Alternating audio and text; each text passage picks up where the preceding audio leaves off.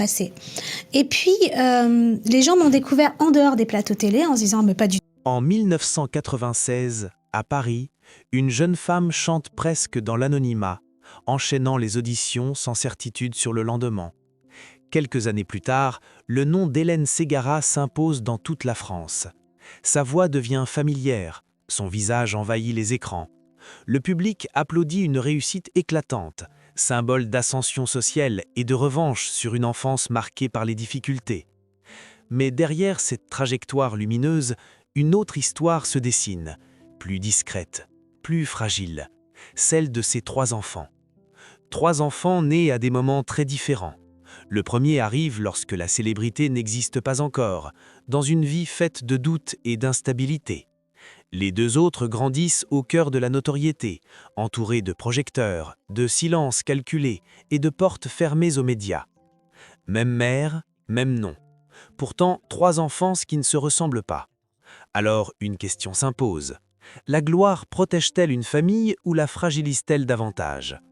Quand une artiste devient une icône nationale, que reste-t-il pour ses enfants, loin des scènes et des applaudissements? Et lorsque la maladie frappe au moment même où 2 d'entre eux sont encore très jeunes, qui porte réellement le poids de cette épreuve?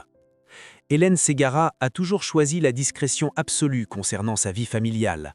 Pas de confidence excessive, pas d'exposition volontaire. Mais ce silence soulève une interrogation centrale, presque dérangeante. Que s'est-il réellement passé dans l'ombre de cette réussite spectaculaire? Et surtout, qu'est-il arrivé aux 3 enfants d'Hélène Ségara? À la fin des années 1990, la trajectoire d'Hélène Ségara change brutalement de dimension. Après des années de galères, de petits contrats et de scènes confidentielles, une rencontre décisive propulse sa carrière dans une autre sphère. En 1998, son rôle d'Esmeralda dans Notre-Dame de Paris l'a fait entrer dans les foyers français. La voix est reconnue. Le visage devient familier. Le succès, lui, ne tarde pas à s'installer durablement.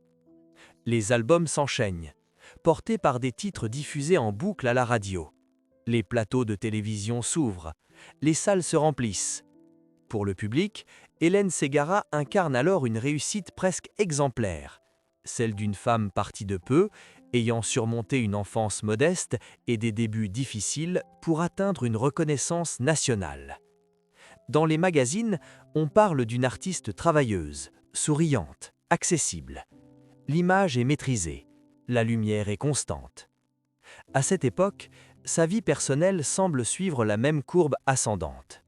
Elle devient mère une première fois avant la célébrité, dans un quotidien marqué par l'incertitude matérielle et la recherche de stabilité. Puis, alors que la notoriété est déjà solidement installée, 2 autres enfants naissent au début des années 2000. De l'extérieur, tout paraît aligné. La carrière, la famille, la reconnaissance publique. L'idée d'un équilibre parfait s'impose presque naturellement. Pourtant, cette période de gloire est aussi celle d'une exposition nouvelle, bien plus envahissante. Chaque déplacement, chaque apparition publique est scrutée. Les interviews se multiplient. Les attentes du public deviennent plus exigeantes. Derrière les sourires et les robes de scène, le rythme est intense, parfois épuisant. Les tournées imposent des absences répétées. Les journées se fragmentent entre studios, plateaux et obligations promotionnelles. Dans ce contexte, la maternité prend une forme particulière. Être mère sous les projecteurs n'a rien d'évident. Hélène Ségara choisit alors une ligne claire, protéger ses enfants de cette exposition. Contrairement à d'autres figures du show business, elle refuse de faire de sa famille un prolongement de sa notoriété. Peu de photos, peu de récits personnels. Les prénoms sont rarement évoqués. La frontière entre la scène et la maison doit rester étanche. Mais cette volonté de discrétion n'efface pas les différences fondamentales entre ses 3 enfants. Le premier a connu une mère encore inconnue, parfois inquiète pour l'avenir, présente physiquement mais absorbée par la survie quotidienne. Les 2 plus jeunes, eux, grandissent dans un cadre matériel plus confortable, mais avec une mère souvent absente, happée par un agenda dicté par la célébrité. 2 réalités opposées, issues d'un même parcours. Au fil des années, la presse s'interroge rarement sur cet équilibre fragile. On préfère célébrer les chiffres de vente, les récompenses, les performances scéniques. Le récit dominant reste celui d'une ascension maîtrisée, presque linéaire. Pourtant, certains proches évoquent déjà, à demi-mot, une fatigue profonde. Le succès a un coût, et ce coût n'est pas seulement artistique. Au début des années 2000, alors que ses deux plus jeunes enfants sont encore très petits, la chanteuse atteint ce que beaucoup considèrent comme le sommet de sa carrière. Elle remplit les zéniths. Elle est invitée dans les plus grandes émissions. Son nom devient une valeur sûre de la variété française. Mais cette période de lumière intense coïncide aussi avec une pression constante. Rester au sommet, ne pas décevoir, répondre aux attentes d'un public toujours plus large. À la maison, le contraste est saisissant. D'un côté, l'image publique d'une artiste épanouie, de l'autre, une organisation familiale complexe, rythmée par les absences, les retours précipités, les compromis permanents. Les enfants grandissent dans un univers où la mère est aimée, admirée, mais souvent partagée avec des millions d'inconnus. Cette période, souvent idéalisée rétrospectivement, constitue en réalité un moment charnière. Elle pose les bases des tensions futures. Car sous le vernis de la réussite, des fragilités commencent à apparaître. La gloire, loin d'être un simple accomplissement, agit comme un révélateur. Elle amplifie tout, les joies, mais aussi les manques. La question reste alors en suspens. Cette époque dorée a-t-elle réellement offert à ses enfants un cadre protecteur, ou a-t-elle au contraire semé les premières fissures invisibles? Lorsque tout semble aller au mieux aux yeux du public, est-ce justement là que les équilibres les plus fragiles se mettent en place?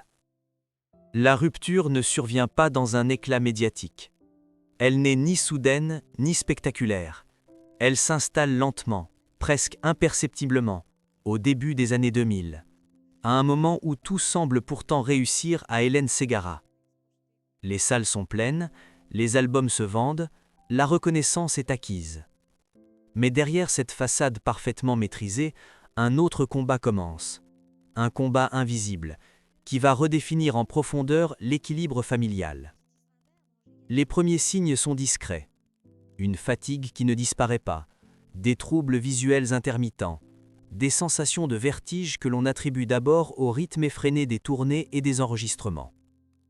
À cette époque, Hélène Ségara est partout. Elle doit honorer des contrats, répondre aux attentes d'un public fidèle, maintenir une image de stabilité. Comme beaucoup d'artistes, elle repousse les signaux d'alerte. Continuer devient qu'une nécessité autant qu'une habitude. Mais très vite, ces symptômes ne peuvent plus être ignorés. Les examens médicaux se multiplient, les rendez-vous s'enchaînent, les diagnostics hésitent, se contredisent parfois. Jusqu'à ce qu'un verdict tombe, sans mise en scène, sans annonce publique. Une maladie auto-immune rare, affectant notamment la vue, avec une évolution imprévisible. Pour une artiste dont le métier repose sur la perception, la précision et l'endurance, le choc est immense. Cette annonce intervient à un moment crucial sur le plan familial. Les deux plus jeunes enfants sont encore très jeunes. Ils n'ont pas la maturité nécessaire pour comprendre ce qui se joue réellement. Le quotidien, jusque-là organisé autour de l'agenda artistique, doit soudain intégrer la maladie, les traitements, l'incertitude. Le foyer devient un espace fragile, traversé par des silences et des inquiétudes non formulées. Le premier enfant, plus âgé, perçoit immédiatement la gravité de la situation. Il a connu sa mère avant la célébrité, dans une période de précarité matérielle. Il la découvre maintenant vulnérable d'une autre manière, non plus fragile face au manque, mais face à son propre corps. Cette prise de conscience est brutale. Elle marque la fin définitive d'une illusion, celle d'une mère invincible, capable de tout surmonter. Pour les plus jeunes, la rupture est plus diffuse. Ils ressentent les absences, les changements d'humeur, les périodes de retrait. La maladie n'est pas toujours expliquée. Elle est vécue comme une atmosphère, un climat émotionnel instable, fait de précautions, de chuchotements, de rendez-vous médicaux répétés. L'enfance se construit dans cette zone floue, entre protection et inquiétude. Sur le plan professionnel, les conséquences sont rapides. Certaines dates sont annulées, des tournées sont raccourcies, des projets sont reportés sans explication détaillée. La presse évoque une fatigue passagère, une surcharge de travail. Hélène Ségara choisit de ne pas tout dire. Elle refuse de faire de sa maladie un spectacle. Cette discrétion, saluée par certains, renforce pourtant la pression. Car se taire, c'est aussi continuer à donner l'illusion du contrôle. Les traitements médicaux sont lourds, certains provoquent des effets secondaires visibles. La fatigue devient chronique, la concentration se fragilise. Pourtant, la chanteuse remonte sur scène dès que possible, non par défi, mais par attachement profond à son métier. La scène devient un refuge, presque une zone de normalité, là où le corps semble encore répondre. Mais ce choix a un prix. À la maison, l'équilibre est de plus en plus difficile à maintenir. La mère n'est plus seulement partagée entre sa carrière et ses enfants, elle est désormais partagée entre la lutte contre la maladie et le désir de préserver une forme de normalité familiale. Chaque décision est un compromis, chaque absence laisse une trace. Le premier enfant, devenu observateur attentif, développe une maturité précoce. Il comprend que la célébrité ne protège pas de tout, que le succès n'immunise pas ni contre la peur ni contre la douleur. Cette lucidité forge une distance émotionnelle, une manière de se protéger lui-même face à une situation qu'il ne peut contrôler. Les deux plus jeunes, eux, intègrent cette réalité sans mots. Ils apprennent à vivre avec une mère parfois affaiblie, parfois absente, mais toujours aimante. La maladie devient une composante de leur quotidien, sans jamais être clairement nommée. Cette absence de récit explicite laisse place à des interprétations, à des inquiétudes diffuses, à une sensibilité accrue à l'instabilité. Au fil des années, la carrière d'Hélène Ségara devient discontinue.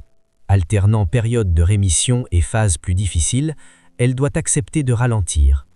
Ce ralentissement, nécessaire sur le plan médical, est vécu comme une déchirure intime.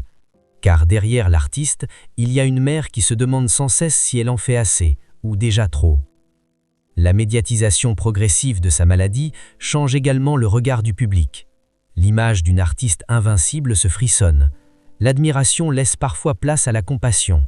Mais cette compassion n'atteint pas la sphère familiale. Les enfants, eux, continuent de grandir à l'abri des discours publics, confrontés à une réalité bien plus complexe que celle racontée à l'écran. Cette période constitue le véritable point de bascule. Avant, la célébrité structurait la vie familiale. Après, c'est la fragilité qui s'impose comme nouvel axe central. Une fragilité qui oblige chacun à se repositionner. La mère face à ses limites, les enfants face à une réalité qu'ils n'ont pas choisie.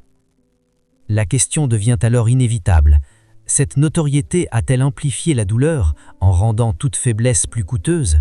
Ou contrairement, a-t-elle permis de traverser l'épreuve grâce aux ressources matérielles et symboliques qu'elle offre?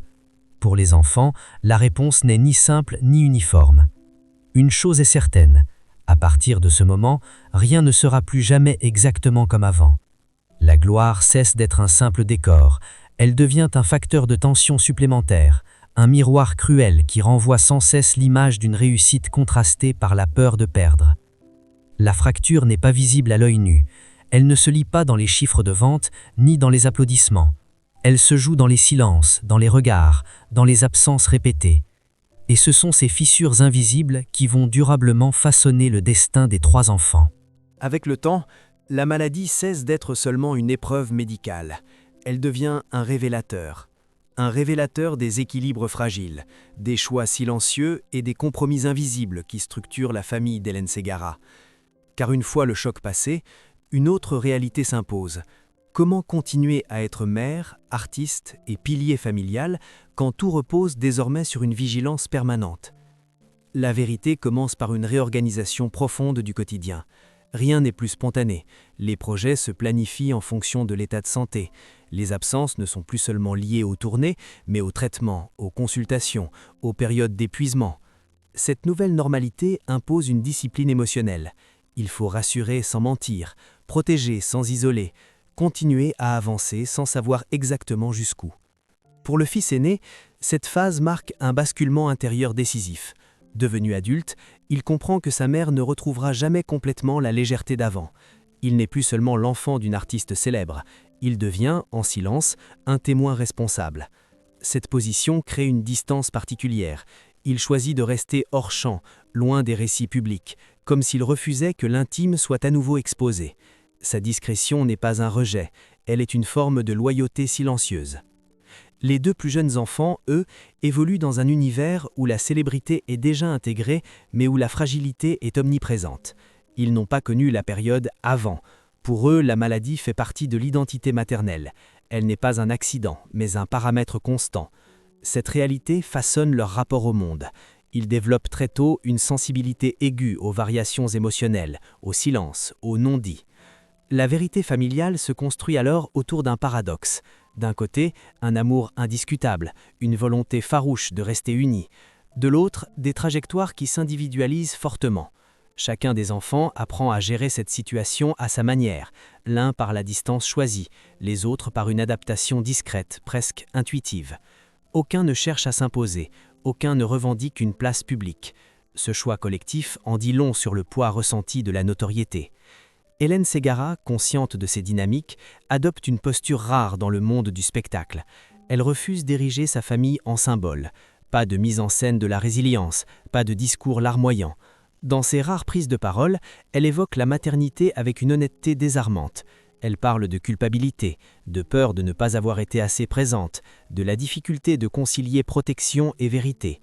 Cette lucidité tranche avec l'image idéalisée souvent associée aux célébrités. Elle révèle une vérité plus dérangeante. La réussite professionnelle ne garantit pas l'équilibre émotionnel, elle peut même l'ébranler. Dans cette famille, la gloire n'a pas explosé sous la forme d'un scandale. Elle s'est infiltrée lentement, modifiant les rapports, les attentes, les silences. Les enfants grandissent ainsi dans une forme de normalité atypique. Ils ne manquent pas de rien sur le plan matériel, mais ils apprennent très tôt que certaines choses ne se disent pas, que la discrétion est une valeur centrale, que l'intimité se protège parfois au prix de l'éloignement. Cette éducation implicite façonne des adultes prudents, attentifs, souvent réticents à l'exposition. Avec les années, la carrière de la chanteuse évolue, moins de frénésie, plus de choix assumés. Cette nouvelle phase permet un apaisement relatif. Les liens se renforcent différemment, non plus autour de l'image publique, mais autour de la réalité partagée. La maladie, bien que partiellement stabilisée, reste un rappel constant de la fragilité humaine. Elle empêche toute illusion de toute puissance.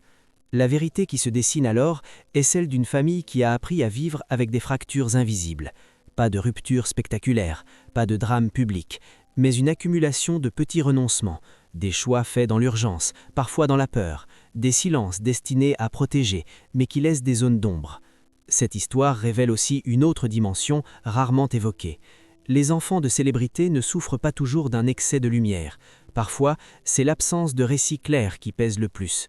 Grandir sans comprendre entièrement ce qui se joue, sans mots pour nommer l'inquiétude, forge une maturité particulière, mais aussi une solitude discrète. Alors, que reste-t-il de cette vérité intérieure ? Loin des clichés, elle montre que la notoriété n'est ni un poison absolu, ni une protection infaillible. Elle agit comme un amplificateur. Elle rend chaque fragilité plus visible, chaque absence plus lourde, chaque choix plus définitif. Et ce sont les enfants qui, souvent, emportent les effets les plus durables. Dans cette famille, la vérité n'a jamais été cachée par mensonge. Elle a été contenue par nécessité, pour survivre, pour continuer, pour aimer sans se perdre. Et c'est précisément cette retenue qui donne à leur histoire sa force singulière. La question demeure alors suspendue. Peut-on vraiment grandir indemne à côté d'une lumière aussi forte, même si elle est tempérée par l'amour, ou effectivement, il faut accepter que toute célébrité laisse tôt ou tard une empreinte irréversible sur ceux qui vivent dans son sillage. À la fin, il ne reste ni scandale, ni révélation fracassante. Seulement une trace plus subtile, presque invisible. Celle d'une famille qui a traversé la célébrité sans se briser publiquement, mais non sans en payer le prix intime. Les 3 enfants ont grandi. Ils ont quitté l'enfance sans bruit, loin des couvertures de magazines, loin des récits romancés que l'on prête souvent aux familles d'artistes. Et c'est peut-être là que se cache la véritable singularité de cette histoire. Porter le nom d'une figure admirée par des millions peut être une force, mais cela peut aussi devenir une assignation silencieuse. Pour ces 3 enfants, l'enjeu n'a jamais été de fuir l'héritage, ni de l'embrasser. Il a été de le contourner, de se construire sans être défini par une voie, une carrière, une image publique qui ne leur appartenait pas. Cette stratégie n'a rien d'un rejet, elle ressemble plutôt à une tentative de normalité. Le premier, Marqué par les débuts difficiles et par une lucidité précoce, a appris tôt que la stabilité n'est jamais acquise. Il a vu la célébrité arriver comme une vague tardive, puis la maladie comme un rappel brutal de la fragilité humaine. Son chemin est celui de la distance choisie, une manière de rester fidèle, sans se dissoudre dans l'ombre maternelle. Les deux plus jeunes, eux, ont grandi dans un monde déjà structuré par la notoriété. Pour eux, la célébrité n'a jamais été un événement, mais un contexte, un décor permanent. Leur défi n'a pas été de comprendre la gloire, mais de trouver un espace personnel à l'intérieur de celle-ci. Grandir ainsi impose un apprentissage particulier, celui de la retenue, de la discrétion, parfois même de l'effacement volontaire. Ce qui relie ces trajectoires, c'est une même décision tacite, ne pas transformer l'héritage artistique en destin obligatoire. Aucun ne revendique une place publique, aucun ne réclame une part visible de la lumière. Ce choix, souvent interprété comme un signe de protection réussi, peut aussi être lu autrement, comme la preuve que la célébrité, même vécue de manière maîtrisée, laisse des empreintes durables. La mère, de son côté, continue d'avancer avec une conscience aiguë de ses équilibres fragiles. Dans ses rares confidences, elle ne parle ni de réussite éducative, ni de fierté triomphante. Elle parle de doute, de tentative, d'un amour parfois maladroit, toujours inquiet. Elle reconnaît que la protection a eu un coût, que le silence, en préservant, a parfois empêché le partage. Alors, que reste-t-il réellement de cette histoire? Pas une morale simple, pas une conclusion définitive, mais une question qui dépasse ce cas précis. La célébrité est-elle compatible avec une enfance apaisée? Ou oblige-t-elle toujours, d'une manière ou d'une autre, à des renoncements invisibles? Les enfants d'une artiste célèbre n'héritent pas seulement d'un nom, ils héritent d'absence, de contraintes, de choix faits en leur nom, même lorsque ces choix sont guidés par l'amour. Ils laissent des traces. Ici, ces traces ne prennent pas la forme de conflits publics ou de ruptures spectaculaires, elles se manifestent dans des parcours discrets, dans une volonté commune de rester hors champ. Cette histoire rappelle alors une vérité souvent négligée. La gloire ne détruit pas forcément les familles, elle les transforme. Elle impose des adaptations constantes, des compromis silencieux, des ajustements qui ne se voient pas depuis la scène. Et ces transformations touchent rarement tout le monde de la même façon. Au bout du compte, la question centrale trouve une réponse nuancée. Ce qui est arrivé aux 3 enfants n'est ni un drame ni un conte idéal. C'est une construction patiente, parfois bancale, dans l'ombre d'une lumière trop forte pour être ignorée. Ils n'ont pas été écrasés par la célébrité, mais ils ont dû apprendre à vivre à côté d'elle. Peut-être est-ce là l'héritage le plus marquant, non pas une carrière transmise, ni une notoriété partagée, mais une leçon silencieuse. Celle qui enseigne que l'amour ne se mesure pas à la présence médiatique, et que protéger peut aussi signifier s'éloigner. Dans cette famille, la gloire n'a pas été une malédiction, elle a été une épreuve traversée sans bruit, dont les effets continuent de résonner bien après que les projecteurs se sont éteints. Et au moment de refermer ce récit, une dernière interrogation demeure. Le plus grand succès n'est-il pas parfois de laisser à ses enfants la liberté de ne pas être célèbres ?